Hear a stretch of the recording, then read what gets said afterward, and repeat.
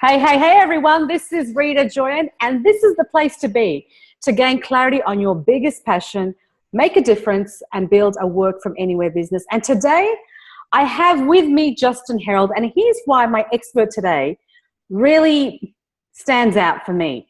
You see, back in the day, when was just about to finish uni, I saw Justin speak on the stage with Brian Tracy. And what stood out to me was his passion, was his success story. And today I'm so excited to be able to bring him to you and that I've got the opportunity to actually interview him. So let me tell you why it's so exciting to have Justin here. Number one, he started his own business called Attitude. It's a clothing brand at the age of 25 with only $50 to his name. The story is hilarious about why he started it, but that's how it all started. The brand grew to international success stardom, and it generated in excess of $20 million a year. He's the author of 8 international bestsellers. He has now sold the Attitude brand, and he now runs what's called referus.com, which allows businesses to engage with their customers and be able to get referrers by the click of a button. He pretty much feels that business is one of the easiest things to build, and it's very easy for him. And I'm so excited to bring to you a man who has certainly found his passion and is the professional in terms of monetizing it. Justin, welcome to Monetize Your Passion. Thank you so much for having me. Thank you. So now tell me, a brand that you started at 25, and I know you've said this story a lot, but it would just help paint a picture for those who it's the first time that they're being introduced to you and they may even have your products. How did it all begin? Where did the $50 come from? Age of 25, where did the branding of a clothing brand begin for you? Yeah, look, it was done by default, I guess. My father is a minister, and all through my life as a kid and as an adult, I have to say, I've had many people tell me how I should be living my life.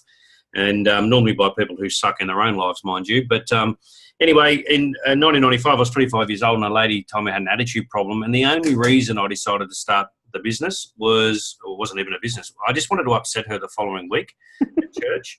And I thought the best way to do that is to put my attitude problem on the back of a T-shirt. And then my theory was I didn't have to go to church anymore. I can get my mates to go and upset her on my behalf. So it was a bit of fun. Did my research, my financial research, which was going to a ATM machine. And at age 25, I had $1.25 in the bank. So my little brother lent me $50. And with that, I was able to convince a printer to print 4 shirts, which is not an easy thing to do. And sold 3 of those shirts to 3 of my mates. We went to church the following Sunday, upset the lady, which was awesome.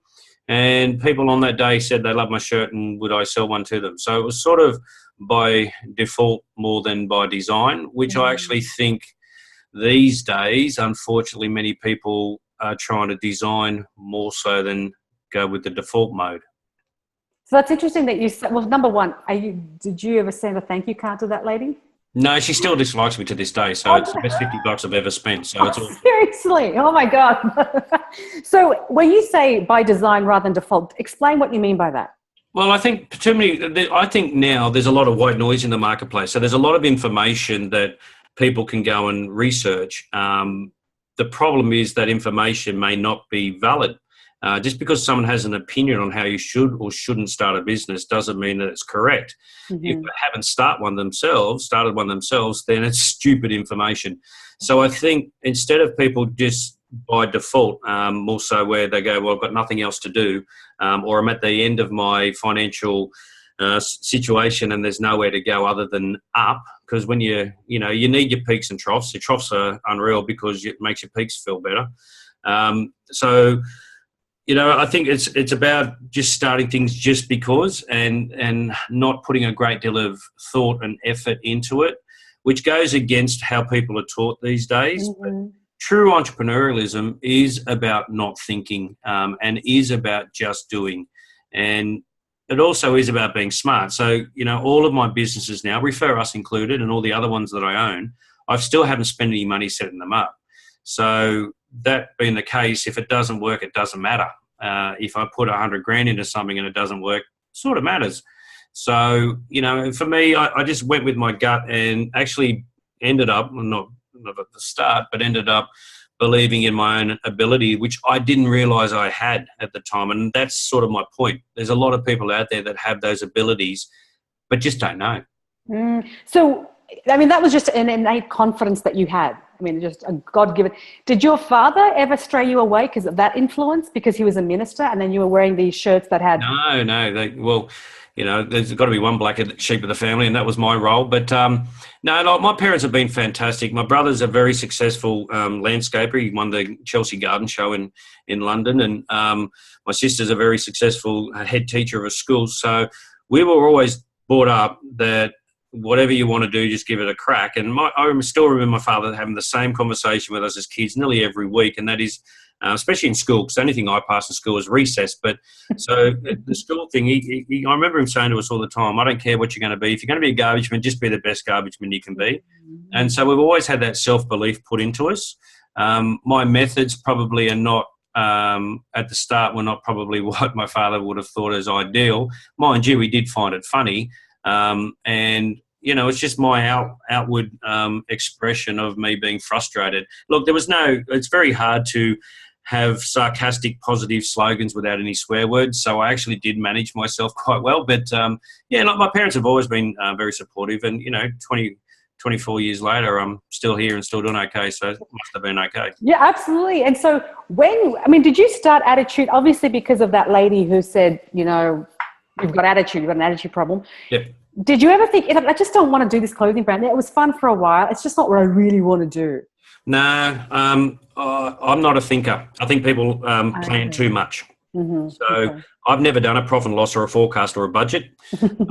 And because it's just my opinion and people will disagree with me here, but a business plan is a wish list, and I just don't see any point of it all.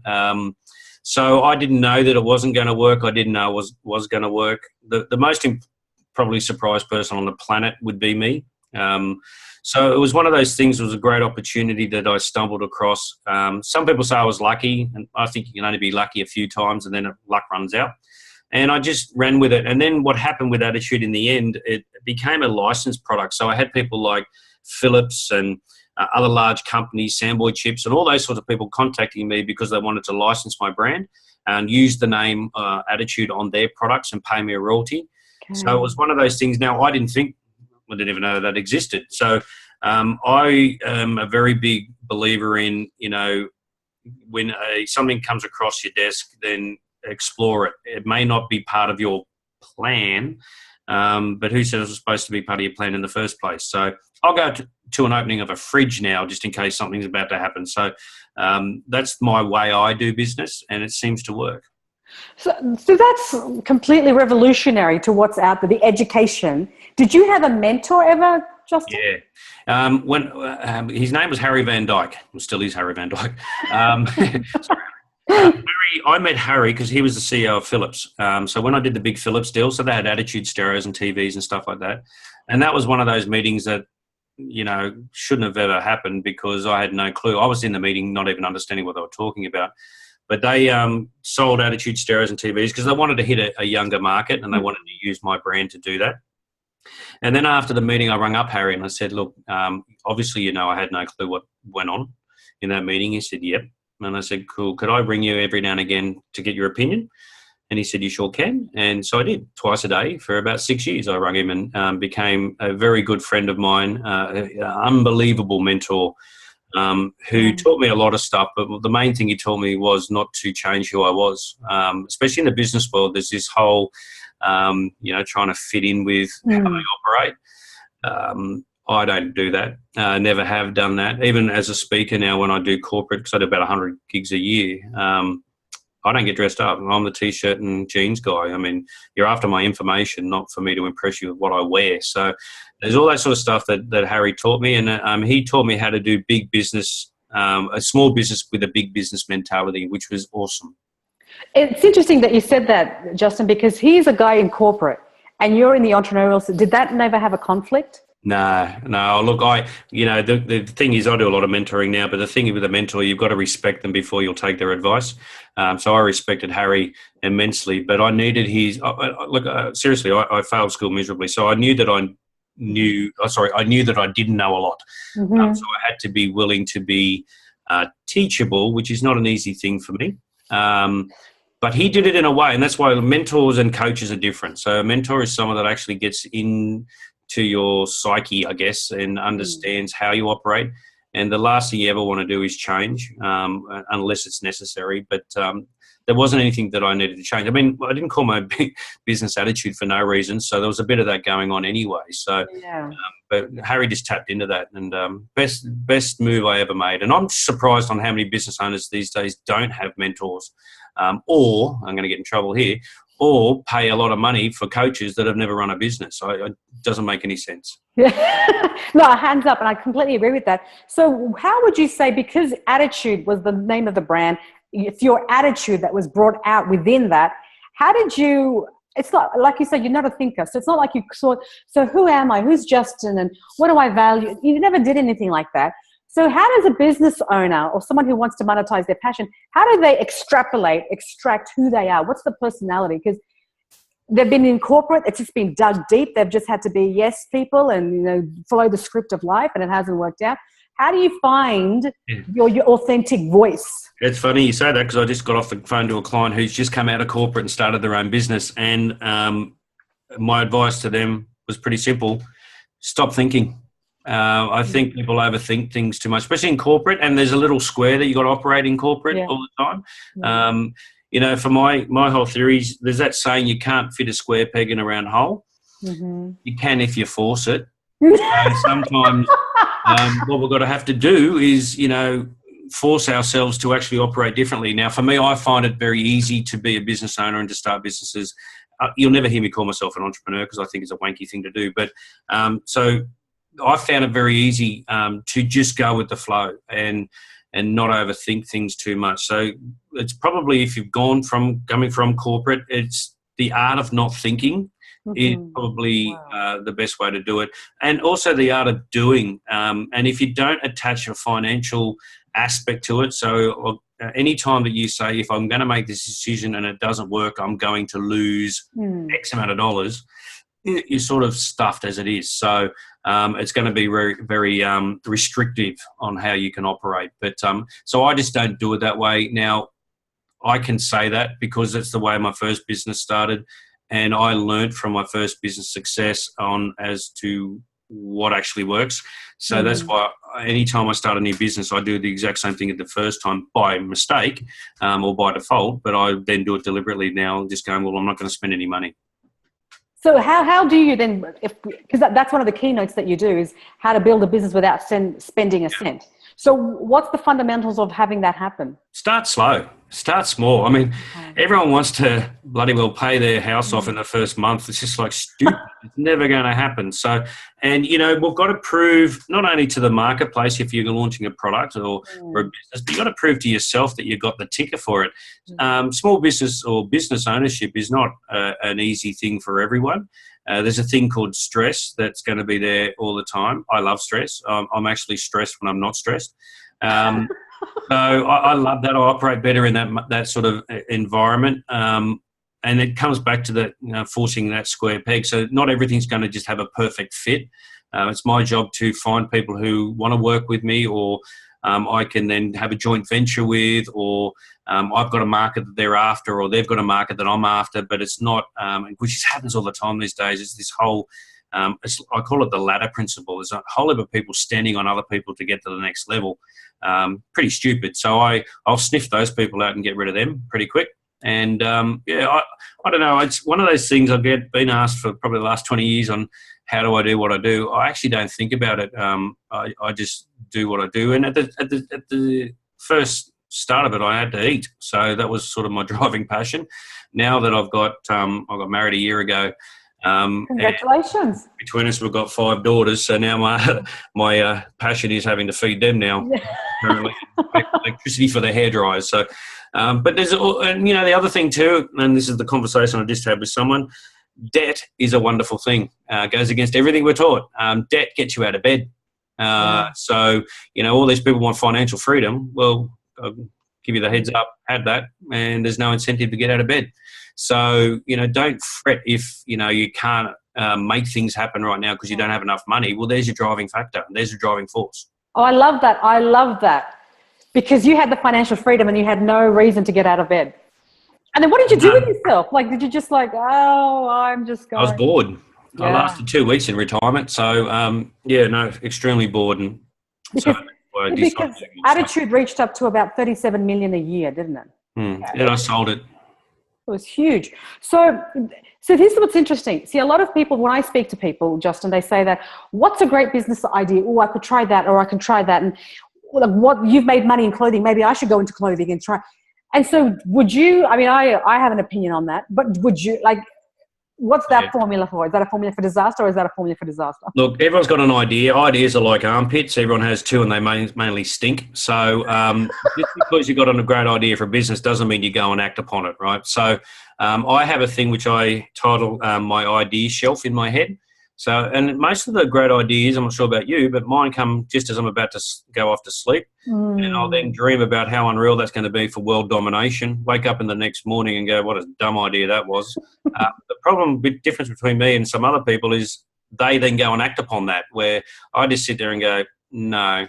So I do a lot of stuff where I look at how's the market shaped. Is there look, just because someone's not doing it doesn't mean you should do it either, by the way. So you look at, will it work? How quickly can it work? How quickly can I make a good living out of this or make money out of this? Where's the market going? Who can I align myself with? Like the Refer Us thing's the best example. No one was really doing what we've done. So there's a lot of work before I decided to even go down that path. What is that Refer Us, Justin? Well, I just looked at, I love coming up with things, or there's now these funky words, right? So the new funky word is disruption. Everyone's a disruptor. So I've been doing that all my life. So now there's a word for it. Now I know what I am. But I look at things in business and go, well, that's pretty stupid. Now I look at the referral aspect of business, and most of it's done dumb. So like a hairdresser, for example, you get your hair done, they'll give you a card and say, if you know anyone, give this card to them. Well, there's one person that doesn't make any sense. Or you and I might be out of the pub, and my wife owns a day spa, and you might go, I'm looking for a day spa, and I go, look, I know someone. I'll get Renee to give you a call. Give me a number, and put your number in my pocket. Totally forget about you for a week, and then you'll get a phone call from Renee. You think she sucks at business because it's taken her a week. Well, it was my fault. So I thought, well, how do we change that? So we just come up with this whole system that on everyone's, all your customers' phones, sits your referral system with it's branded. So we'll have your own brand sitting on their phone. So when they're out at a barbecue and we're having the conversation, and I'll say, I know a great day spa. Give me a name, number, and an email address. And 7 seconds later, Renee or the business has got that referral. I'm out of the equation. I can't screw it up anymore. She's got the hot lead. She'll talk to you. We're done. And it's gone global. Yeah. So let me just play devil's advocate, Justin. There was a bit of thinking involved in that, wasn't there? Oh, there's a fair amount of thinking. Yeah. So you do think from time to time there is a bit of thinking going on. Oh, yeah. But so what I do, my thinking is to try and simplify things as much as possible. So it's not that easy to simplify things. So that's where I didn't want anything. We call it in my office that it's got to be justified. So as long as I get it, I understand it, and it's sort of going to make sense, then we'll do it. If I don't get it, then because I'm very consumer driven. So I'll think like a consumer. I operate like a consumer. I don't operate like a business owner. So it's a little bit different style that I have. And how do you switch that mindset to common sense? It's just got to make sense. There's just here's the best example using a different analogy. Have you ever watched TV and you see an ad on TV and you sit there and go, what the hell was that about? Yes. Well, that's where most businesses actually operate their business. Like, they're so funky and they're so convoluted that they think they're smart, but they just confused everyone. So we can't have any confusion. So my whole thing was, I want one button to be pushed, and I want no longer than 8 seconds for someone to send a lead. And that's a hot lead, not a cold lead, because I'm sick and tired of tire kickers. And then what your customer can then do, or your client can then actually spread that through their system, because they've got their own system on their phone, which is your own CRM system as well. So you've got who your hot leads are, who your number one referrers are, or your top referrers are. But your customer's got that as well. They know what you're doing or not doing with that lead that you've sent through. Because I want to keep businesses honest. If you're getting leads or referrals from people, that's gold. Yeah. So you need to act upon that. But what I wanted, and this is where for me was the big clincher, I wanted any referrer of my business to be able to then go and push my business as a referral to their entire social media network. So what we've done is we've created reach for businesses which they don't currently have. So if I was to promote your business, if I was one of your referrers, then I'm going to put you in front of, on average, about 5,500 people on social media with a push of one button, and which you'll never get in front of if it wasn't for me. So your referral's gone now from just me and who I know, my mates, or you to me. It's now gone from you to me to people you'll never know. So that's where we've gone that one step further. Wow. Yeah. Wow. Taken a long time. Yeah, but so that's the evolution of where you are now. Yeah. That's fantastic. And how long has it been going on for? That's been in the marketplace for about 9 months now. So it's now. It's a baby. Yeah, but I've got a lot of stuff. Like I've got my other company's customer culture. So that's been going for 6 months. So I've got a lot of things that I do because I love being flat out. Okay, so here's the deal, Justin. For as long as I can remember, I've been told that when you're in business, you focus on a few things, you don't spread. But like you've established yourself. So you've had that success with a $37 million company. So you have the luxury of going here, here, and here, and there. Yeah, no, yes and no. I mean, the money doesn't make it for man, so that doesn't change how I operate or whatever. And actually, money made me a real big numbnuts, to be totally honest. So the money thing is not a big deal for me, and it hasn't shaped how I make my decisions. What I do, which a lot of people don't do in business, I actually understand what my personality is like. So if you give me one thing to do, I'm bored out of my brain. So I run my business based upon my personality. I don't have my personality based around how my business is. So that's where a lot of people go wrong in business. Like you might know people like this. They become a businessman. They used to be the life of the party, and then they become a businessman. Yeah. So what the hell happened to you overnight? So my personality is I can't sit still. I don't like doing one thing at a time. I love being hectic all the time. So that's how I do my business. Okay. If you're a detailed person that loves structure and whatever, well, don't be running two businesses at the one time. So you just got to tap into that because that makes it comfortable, and then it doesn't feel like you're doing a great deal of work for that to happen. So to me, that's why I say I find business easy, because it is. It's just like me getting out of bed, doing life, really. And I really find that so enlightening, really insightful, Justin, because it really does speak to what you were saying before, that you just got to know yourself, and that personality that you exude in your business is how you attract the decisions that you make within the business itself. You got to believe in you. You got to trust your gut and go with your own decision-making process, and you're going to screw up. Awesome. Now we know that. Let's move on, shall we? So, there's just the white noise, I think, is the issue that most people have. There's just so much stuff going on around us that we think we should be taking notice of. If it doesn't impact my business or impact my outcomes, then I'm not even bothering about it. So I get, I'm just looking down here now. Since we've been talking, I've had 228 emails that have come through, and most of them will probably want something from me or have a great opportunity for me. Not interested. I've got to still stay true to my course, and that's where probably a lot of people miss out, because they think it's an opportunity, so they actually go away from what they're trying to do, essentially. So I've never forgotten that. My thing now is a time thing, so I want to make sure that I'm creating time with my family is what I aim for. And so if stuff gets in the way of that, I don't care how much they want to pay me, I'm going to get in the way of it, so I'm not going to do it. And what I love about that, Justin, I don't think in our conversation today, at any point have I gotten the feeling that, and there's nothing wrong with it if there was, that you were ever driven by money. It was always just... I was happy with $1.25. I wasn't unhappy with that. I probably couldn't do as much as I could do now. But as I said before, I've met a lot of rich dickheads in my life. So just because you got a lot of money doesn't mean that you're actually a success. It's who actually likes you, regardless of how much is in your bank account. That's if my kids don't like me, I've got a problem. And for me, I've been doing it for 25 years.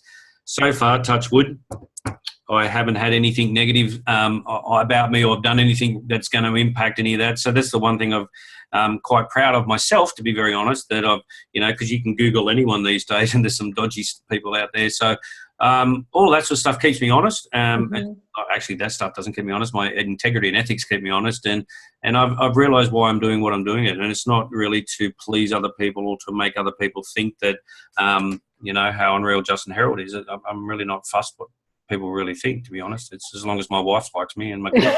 Yeah, that's very important. And that's a great segue, Justin, because I know that you mentor hundreds of businesses yearly on on exactly that, how to actually accelerate their business. And if you'd like more information, guys, just go to justinherald.com. Can you explain about what kind of businesses you help with?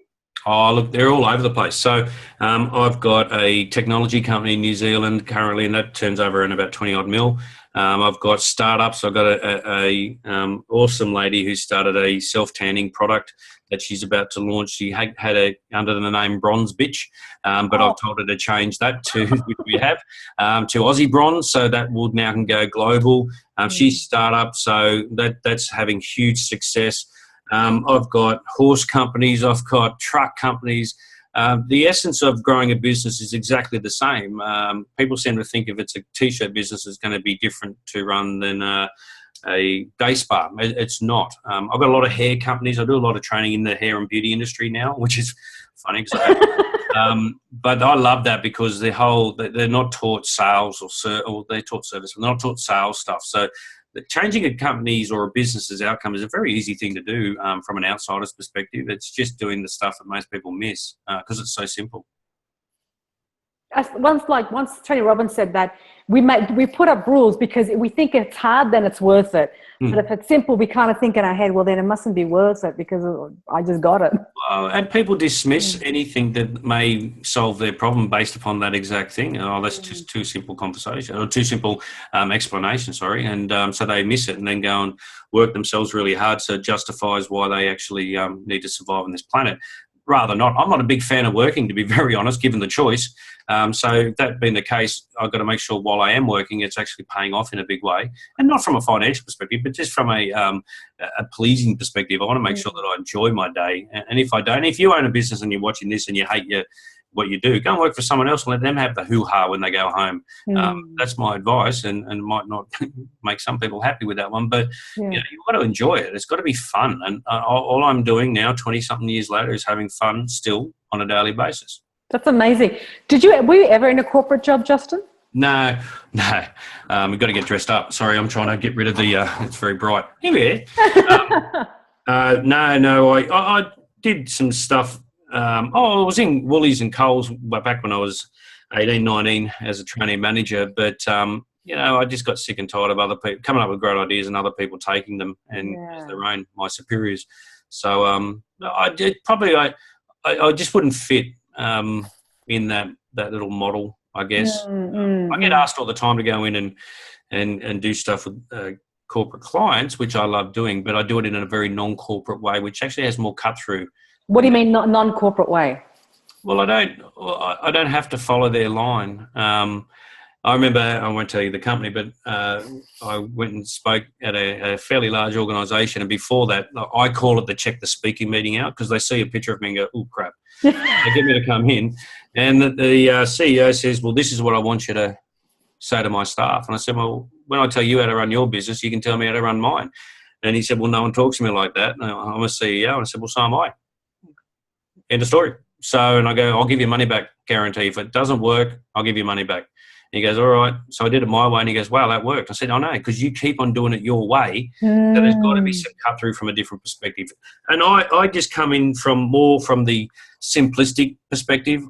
I am very much common sense. So because that way staff can get it, staff can understand it, staff can action it. See, there's all this motivation garbage that's out there. I'm more about activation. If I can't activate you to do something better and different, then I haven't done my job. And that's as managers of businesses, we should be activating our staff, not motivating our staff. Motivation is I give you a pay packet. There you go. Motivate. Oh, I love that. I love that. Activation versus motivation. Justin, how would you like to be remembered? Oh, as a nice bloke. Good father. About it. Not as a business guy. Like it's just what I had to do. And it's something that I like doing. But, sitting in a garage doesn't make you a car. It's the same as running a business doesn't make you a legend. So, or an entrepreneur. It's just the thing that I do to get the stuff that I want. And if I want nicer stuff, whether that's time or I'm a car guy and a motorbike guy, that just means I've got to work a little bit harder. But yeah, the fact that like writing 8 books is awesome, and every now and again people will come up in the street and say, "I read your book." That's nice. That's about as far as I go with that one. You know, it's just a thing that I've done, and I've thoroughly enjoyed doing it, but it still doesn't show me. I'm very aware that I need to keep myself grounded, because but the grace of God go I with something that could have gone wrong. So don't want to screw that up, and I love that. you know, I just want to be happy. Good on you. Good on you. And Justin Herald, thank you so, so much for joining us. It's been an absolute pleasure picking your brain. No and worries. dissecting your attitude in the literal sense and sharing it with us on the Monetize Your Passion Summit. Thank you very, very much. No problem at all. Guys, thank you so much for watching, and we'll be back tomorrow with our next expert on how to find your passion and monetize it. See you soon.